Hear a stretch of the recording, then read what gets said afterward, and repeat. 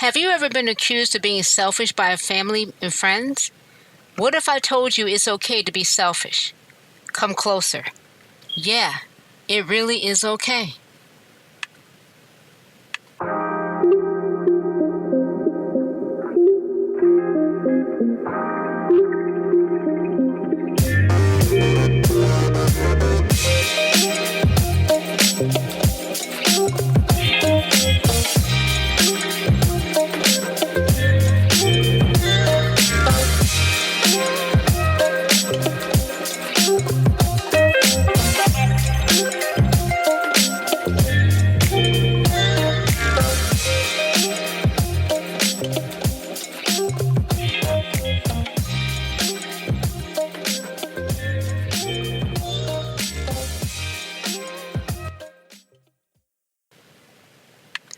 Hello, and welcome to the Stress is Stressing Me Out podcast.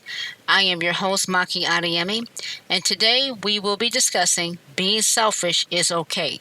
Really. But before I get into today's episode, I would like to get into our devotional. And the name of our devotional today is called Psalm 72 Leaders, and it comes from Psalms 72 verse 6, and it says, "May he be like rain falling on a mown field, like showers watering the earth." In July 2022, Britain's Prime Minister was forced to step down after what many felt were lapses in integrity. The newly appointed Prime Minister stepped down just months later. The event was triggered when the country's health minister attended an annual parliamentary prayer breakfast, felt convicted about the need for integrity in public life, and resigned. When other ministers resigned too, the Prime Minister realized he had to leave. It was a remarkable moment, originating from a peaceful prayer meeting. Believers in Jesus are called to pray for their political leaders, and this comes from First Timothy chapter 2, verses 1 and 2, and Psalm 72 is a good guide for doing so, being both a ruler's job description and a prayer to help them achieve it. It describes the ideal leader as a person of justice and integrity, who defends the vulnerable, serves the needy, and stands against oppression. Their time in office is so refreshing, it's like showers watering the earth, bringing prosperity to the land. While only the Messiah can perfectly fulfill such a role, what better standard of leadership could be aimed for? The health of a country is governed by the integrity of its office bearers. Let's seek Psalm 72 leaders for our nations and help them to embody the qualities found in this psalm by praying it for them. Why do we pray for our leaders, whether local, state, or national? We pray for them so we all can live a quiet, peaceful life. I am not political, and this is not a political show in any way. Let's get into today's episode. We know that selfishness carries a negative connotation, right? The definition of selfishness is putting one's feelings or concerns above everyone else's. I was accused of that, and many of you probably have been accused as well. But suppose selfishness is not a negative thing. Suppose when it comes to our mental health, selfishness can become a good thing. Unfortunately, we have to explain to our friends and have them understand that it's nothing against them, but I am taking care of myself here. And this is where my father and I clash. I have a cell phone. He has a cell phone, but he expects me to carry the phone like it's glued to my hip. I'm supposed to take it everywhere. Yeah, I do take it everywhere, but just not when I go inside of a store or I'm trying to relax by getting a massage or treating myself to a day at the salon. He thinks I'm upset with him, and this is not the case. I try to explain to him that when I'm inside of a store, whether grocery shopping or looking for something, that's my focus. To get in and to get out as quickly as I can. I do not want to hold the phone while I'm trying to push a basket, or if I'm going to the grocery store to get a phone call to be told, "By the way, get this," after a list has already been put together. It is angering and frustrating to have to turn around and go back to battle the store again. So personally, that's where I am right now.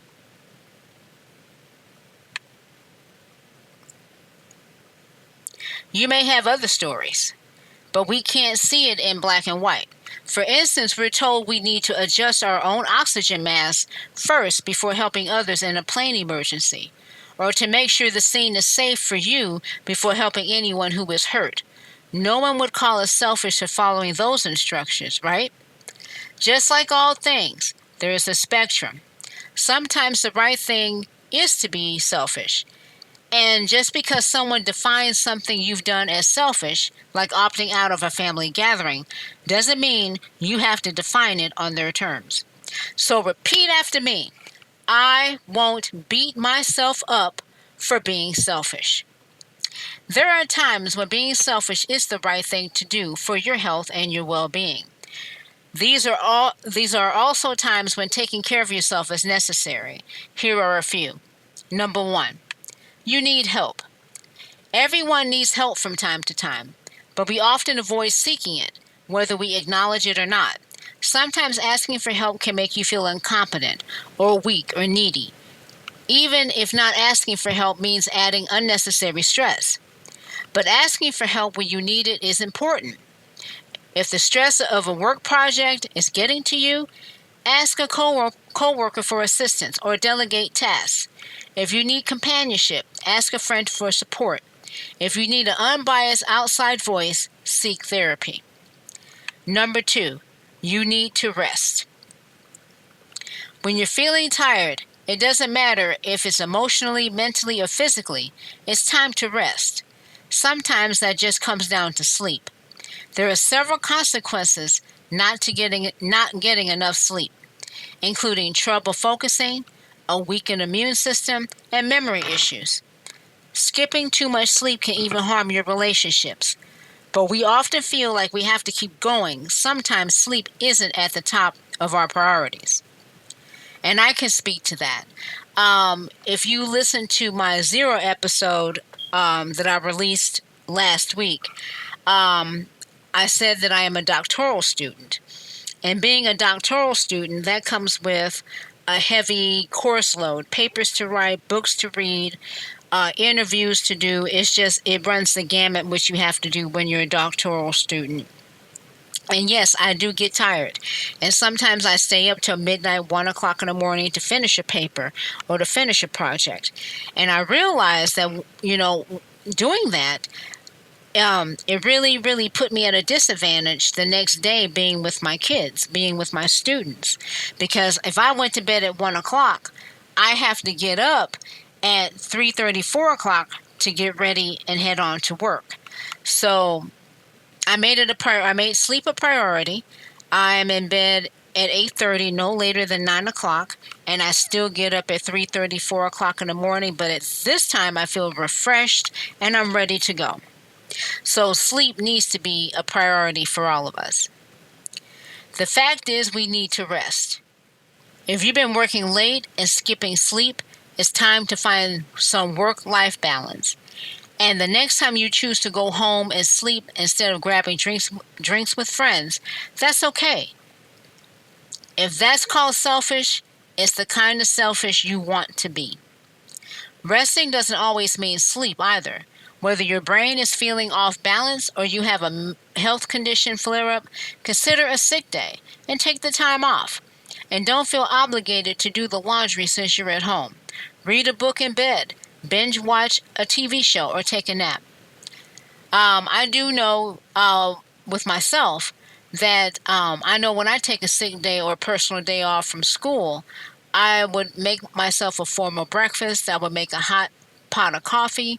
I would sit in my lazy boy and I would either binge watch Dynasty or binge watch Dallas. Maybe if watching cooking shows. I will always do something for myself, not sleep all the time. If you're feeling fatigued, exhausted, or in pain, it's time to get some extra rest and not feel guilty about it. Rest is essential to any type of recovery. Number 3, You just need alone time. Yes. Some people might not get it when you choose to stay home over going out. If that's what you're in the mood for to do, don't feel selfish for wanting to be alone. We all need alone time sometime, and some people need more than others.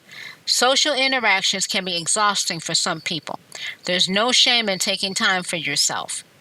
If you've been going nonstop, your mood is all out of whack, or you need to reevaluate your relationships, now may be a good time to plan some alone time. You don't need to fill your calendar with social events unless you want to. Run a bath, unplug, and have that me time you've been craving. Number 4, it's time to end a relationship, job, or living situation. It's never easy breaking up with a significant other, moving to another city or a new city, or quitting a job. If you feel bad when you interact with someone or dread encountering them again, it's time to rethink your relationship. We often stay in friendships or relationships because we're scared of hurting someone. But when it comes to damaging relationships, sometimes you need to put yourself first.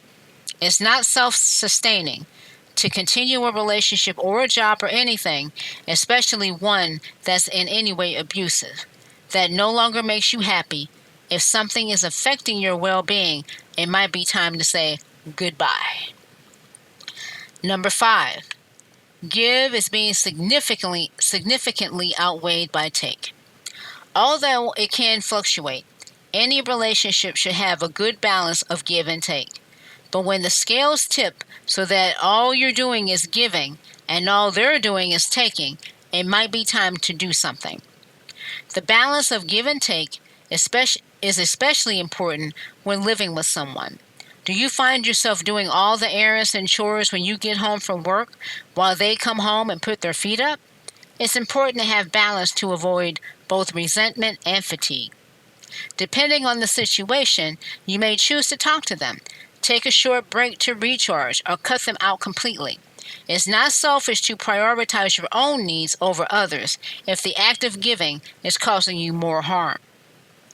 Number 6. To avoid burnout after work or in your personal life.